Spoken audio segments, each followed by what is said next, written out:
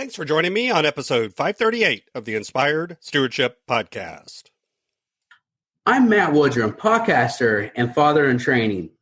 I challenge you to invest in yourself, invest in others, develop your influence, and impact the world by using your time, your talents, and your treasures, having the calling to face your demons and struggle to become a great father for your children. And one way to be inspired to do this is to listen to the Inspired Stewardship Podcast with my friend Scott Maynard.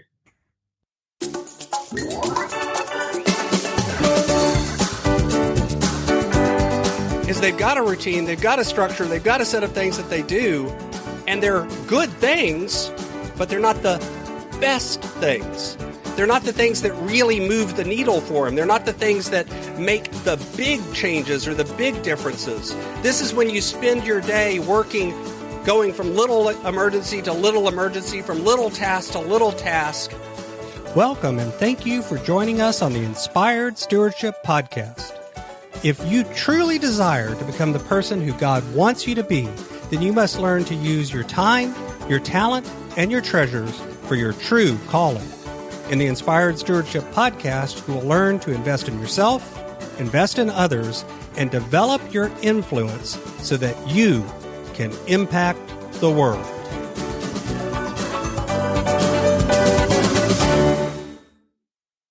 In today's episode about investing in yourself by stewarding your time, I talk with you about why your comfort zone isn't always your friend when it comes to productivity and getting things done, why your comfort zone turns out to be so hard to leave, and why even if you're productive in your comfort zone, that can turn out to be a trap. As we talk about stewarding your time, wouldn't it be great if you could support this podcast and do it without just taking too long? Turns out you can't. All you have to do is use inspiredstewardship.com/Amazon when you're ready to make a purchase via Amazon, and a small commission will come back to support the show just that quick. If you enjoy the show when you are ready to buy from Amazon, just use inspiredstewardship.com/Amazon. Everybody has a comfort zone. You know, we talk about comfort zones a lot when we're talking about doing things that are outside of your comfort zone, pushing yourself to grow or to do something that's challenging, perhaps something that you really want to do, but you're afraid of it, or there's something holding you back from doing it. Whether it's jumping out of a plane to do skydiving, or whether it's getting up and giving a speech in public, we all have things that fall outside of our own comfort zone. And being aware of that is an important factor. But when it comes to being productive and getting things done, you also have a comfort zone. You have certain habits and mindsets that you fall into around productivity. And we all have them. Whether you're aware of them or not is a different question, but I guarantee you that you have them. We all have certain patterns of behavior, routines that we fall into no matter what. And oftentimes what happens is those build up over time and become so ingrained in our neurobiology that we're not even aware that we're doing it. You're doing it on autopilot. If you stop and think about it, when you got up this morning and did things, you did probably very, very similar things to what you did yesterday, and probably very similar things to what you'll do tomorrow. And if you haven't intentionally thought about this and done the hard work of breaking bad habits and forming new habits and creating a morning routine that has structure and has the things in it that you want, then odds are good that that routine is just built up over time by accident. But it's comfortable. It feels good. It feels like you're getting things done. You know, this is also a trap that we can fall into with things like email. I'm running an Inbox Zero challenge this week on my page over on Facebook. And one of the things that folks are saying is when they actually sit down and start looking at it, you know, getting into your email and doing something feels like you're being productive. But sometimes that's not productivity. Sometimes turning off your email and getting some focused work done on something that has nothing to do with email is the way you can be the most productive. But because email gives you that feeling of productivity, we get trapped into it. The same thing happens with notifications on your phone. As those notifications pop up, you respond to them because it feels like you're getting something done. And sometimes you are, but sometimes you're not. The truth is, we need to examine the things that we do out of habit and routine, the things that we do not because they make the most sense, but because they feel the most familiar. They feel comfortable. And we need to begin to examine those things and begin to break down, is this something that I want to keep doing, or is this something that I need to change? But the problem is, of course, leaving your comfort zone is hard.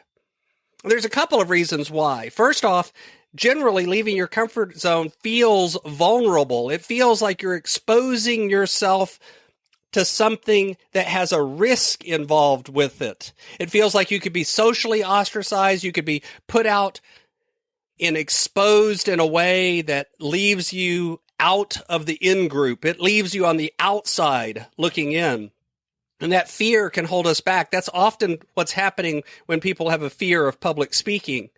But there's other things that go on too. There's actually, believe it or not, a brain chemistry reason why leaving your comfort zone can be so hard too. Because it turns out that what happens is when you build up a habit, when you do the same thing time after time after time, you can think of it as if those neurological connections, the connections between the synapses in the brain become stronger and stronger and stronger.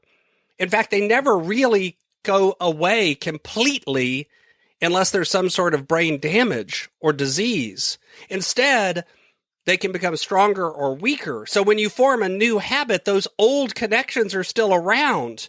And that's why it's so easy to slip back into those old bad habits really quickly when you're trying to form a new good habit. Because the brain wiring is still there for the old habit. It's still strong. It's still active. And until you give it enough time, which, by the way, is a lot longer than most of us think, you feel trapped inside that comfort zone. It's easy to bounce back to what you've done before because it feels right. Your brain says, yes, this is what we should be doing, and pulls you back down into that old bad habit. But let's talk about even productivity in your comfort zone. Let's assume you have some really good routines. You've got a good structure. You've managed to get a lot done and you feel very productive and in the zone. And that can still be a trap. Because one of the things that I've seen happen with folks is they've got a routine, they've got a structure, they've got a set of things that they do, and they're good things, but they're not the best things. They're not the things that really move the needle for them. They're not the things that make the big changes or the big differences. This is when you spend your day working, going from little emergency to little emergency, from little task to little task, and you never move the needle on the big projects that will actually make a difference. I'm guilty of this too. I've had a couple of things on my project list that I haven't even started on yet that I want to get done this quarter. And the truth is, time is ticking away, but it's easier to fall back into the routine of doing the regular things that I've got on my calendar each and every day than it is to carve out some time and dedicate it to doing the big things that'll really move the needle for me in the long term. But I've committed to doing those things, so now I'm starting to schedule some time. I'm blocking off some days on my calendar, and I'm assigning those days to work on those big projects. I'll turn off email. I'll turn off notifications on my phone. I'll turn off YouTube and Facebook and all the other things that can crowd into my brain. And I'll do the focused work that it takes to do those really big projects. And that's what you have to do too. And guess what? That doesn't feel comfortable. Or I could just slip back and keep doing what I've been doing and keep getting what I've been getting, not make the big changes that are really needed to make big changes in your life. So what are you doing to identify where your comfort zone is and to figure out what do you need to change so that you can really be doing not just a lot of things, but doing the right things? Thanks for listening.